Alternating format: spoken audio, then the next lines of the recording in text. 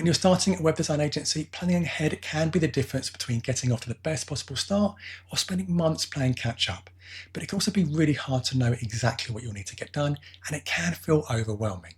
There are things that you could do, things that you should do, and things that are absolutely essential. In this video, I'm going to break it down into the 5 most important parts. By the end of this video, you'll have a clear list of what you'll need to focus on. And if you make it all the way to the end, I've got a bonus tip for you. Hi, thanks for joining. If you're new to this channel, I'm Rich Dean, a web designer and developer, former web agency owner, and author of the book series Start, Grow and Sell Your Web Design Agency. My goal is to help anyone looking to start, grow and sell an agency to save time, earn more money, avoid the common mistakes and pitfalls, and build a thriving and valuable business. Okay, so let's get into it, starting with Number 1, choose your business structure. Okay, so this is probably the part that most new business owners find confusing, but how you choose to structure your business is important, especially when it comes to getting your new business off the ground. The good news is that this is actually a lot simpler than many people realise, so it's not something that you need to lose sleep over. You can also change your business structure later if you like. Now, depending on where you are in the world, there can be lots of different ways to structure a business, some of them more obscure than others. Even here in the UK where I am, there are a few different options. But to keep things simple, I'm just going to talk about probably the 2 most common, which is being a sole trader or setting up as a limited company. Being a sole trader basically means that you are your business, whereas setting up a limited company means you create your business as a separate legal entity. The limited company is the business, not you personally.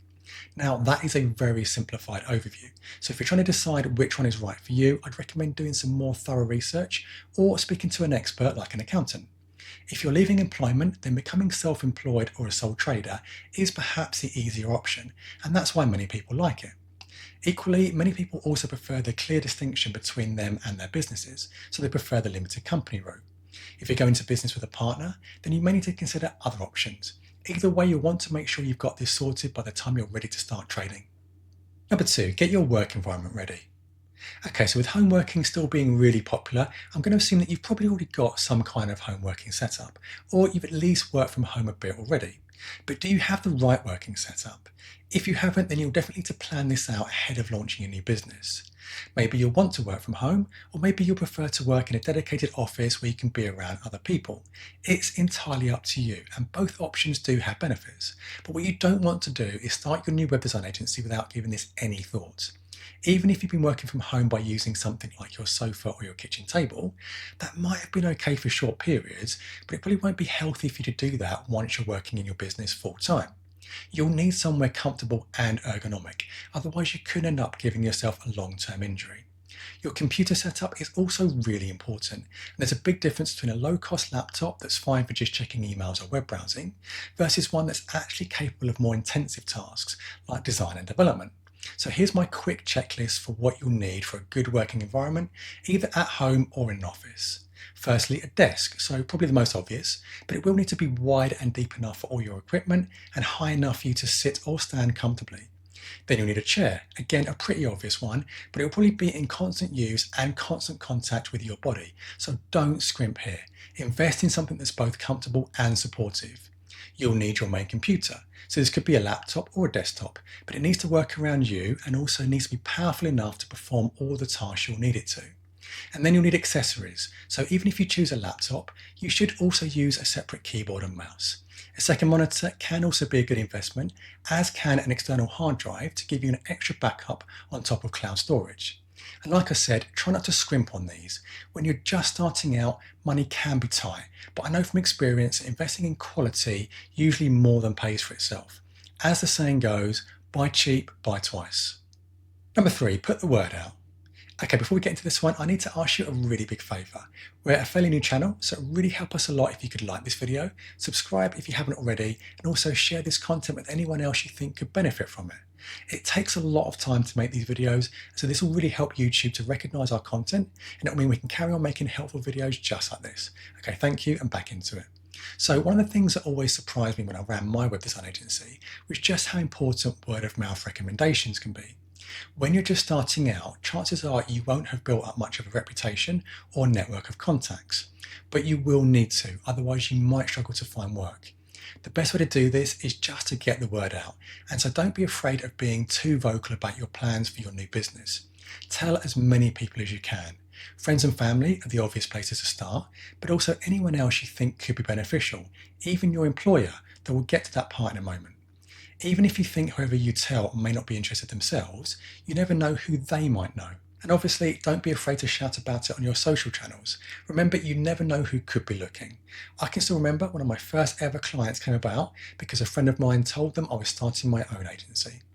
If you've been working as a designer or developer for a while, then you've probably become really good at what you do, and that can be very attractive to potential clients who might want you to work on their website.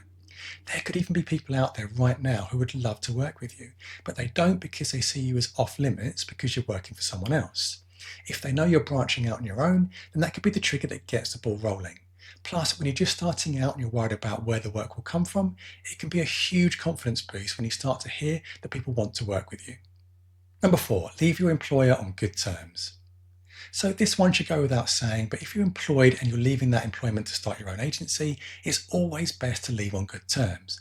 Remember, being employed is not always easy, so perhaps you're excited to leave, but don't forget that your employer was good enough to offer you that employment in the first place. Be sure to respect their boundaries. There's plenty of work out there, so you shouldn't need to try and compete with them. And be sure to check your employment contract so you know exactly what your restrictions are. But you also never know what kind of opportunities leaving on good terms could lead to. If your employer values your expertise and experience, then they may offer you some freelance work once you've left, which can be invaluable when you're just starting out. Plus, depending on how big they are, they may even be happy to pass over any projects that are too small for them or just aren't what they want to work on. Even if it's not the kind of work that you want to do, be humble and grateful anyway. I still remember when I was leaving the London agency I worked for before I started my agency, the directors there were really helpful and they gave me some invaluable advice that I've never forgotten. Plus, they also had a client that was probably too small for what they wanted, but perfect for me, so they were happy to pass him over to me. That meant I gained an extra client when I was just starting out, which was priceless, and that client also stayed with us for many years after. Number 5, have something ready to show potential clients. Telling people about your new business is one thing, but showing them that you can walk the walk is just as important. Word of mouth recommendations are vital for helping you to get your foot in the door, but potential clients will still want to see what you're capable of so that they can understand what you could do for them. Now, if you're just starting out, then that can be difficult, but fortunately, there are a few ways that you can at least get something ready to show clients.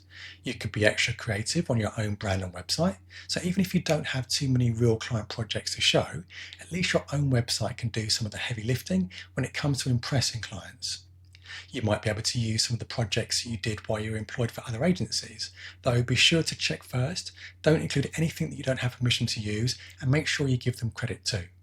You could do free or pro bono projects for local businesses or charities. Even if working for free doesn't appeal to you, that can be a really good way to get some real world projects. Or you could create your own concept projects, but again, just be completely transparent that they weren't real projects. When you're just starting out, you probably won't have too much that you can show in a portfolio website. Plus, it takes time to put all that together, which is time you might not have if you're also working full time in the run up to launching your agency. But you will need at least something, so you definitely need to start thinking about this ahead of time. And this is the one area that probably isn't that quick to get lined up, so you might want to do this quite a bit in advance. Okay, so now onto that bonus tip.